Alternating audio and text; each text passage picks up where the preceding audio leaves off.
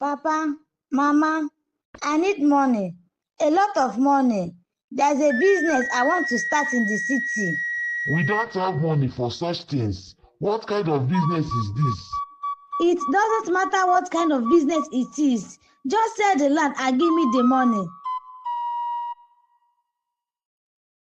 In the quiet village of Umuoma, there lived a humble couple, Mr. and Mrs. Ejike. They had only one child, Adobe, whom they loved dearly.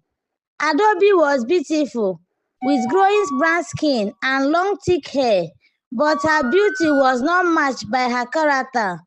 From a young age, Adobe was spoiled and demanding. She never appreciated the sacrifices her parents made for her and only cared about what she wanted.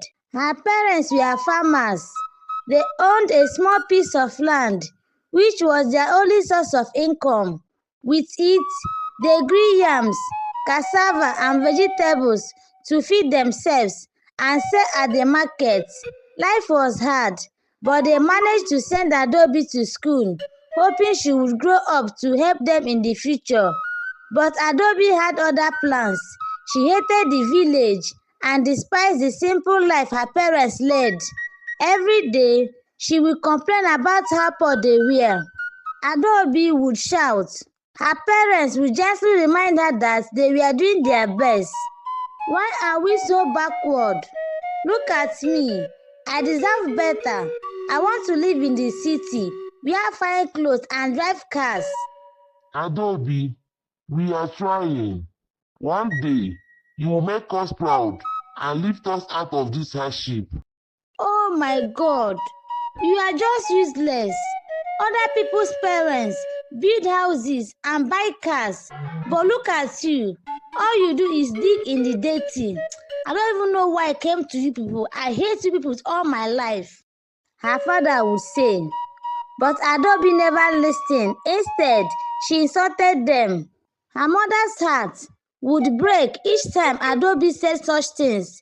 She would cry silently, wishing her daughter would change. As Adobe grew older, her demands became more outrageous. One day, she came back home from school and threw her bag on the ground. She began with her unusual commanding tone. Her parents frowned. Papa, Mama, I need money. A lot of money. There's a business I want to start in the city. We don't have money for such things. What kind of business is this? It doesn't matter what kind of business it is. Just sell the land and give me the money. Sell the land? Adobe, that's all we have. If we sell it, what will we eat? Where will we farm? Adobe rolled her eyes. I don't care. Are you not my parents? Isn't it your duty to take care of me? So sell the land. No, Adobe, we can't do that. The land is our life. Then watch me suffer. I will never forgive you for this. Adobe stomped her foot. From that day, she stopped talking to her parents unless she wanted something.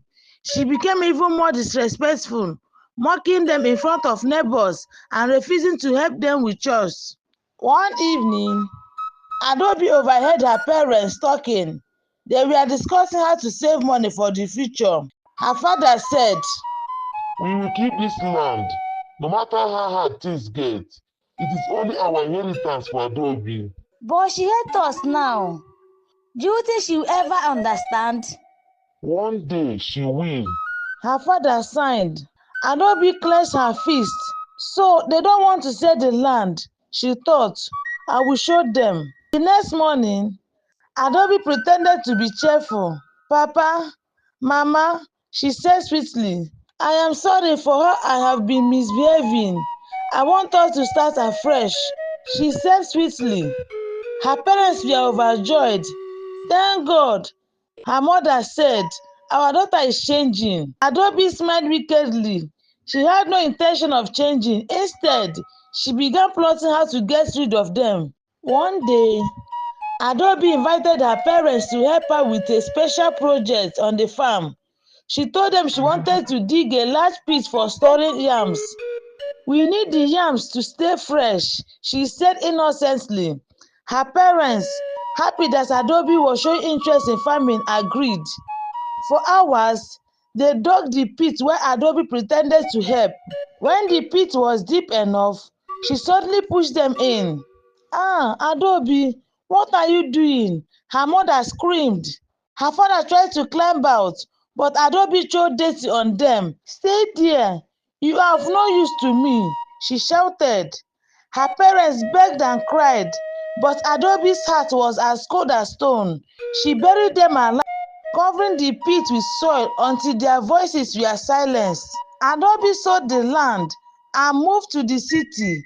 She bought fine clothes, rented a big house, and started living the life she had always dreamed of. But her happiness was short-lived. Strange things began happening. At night, she would hear voices calling her name. "Adaobi, Adaobi, Adaobi, Adaobi, why did why you did do you do this to this to us?" us? She tried to ignore the voices, but they grew louder each day. She started seeing shadows in her room and feeling cold hands on her shoulders.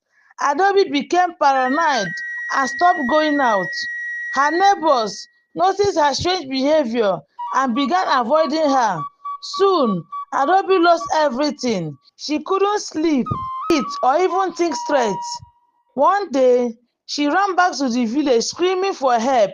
"Mama, Papa, please forgive me. I was carried away with influence of some people in the city.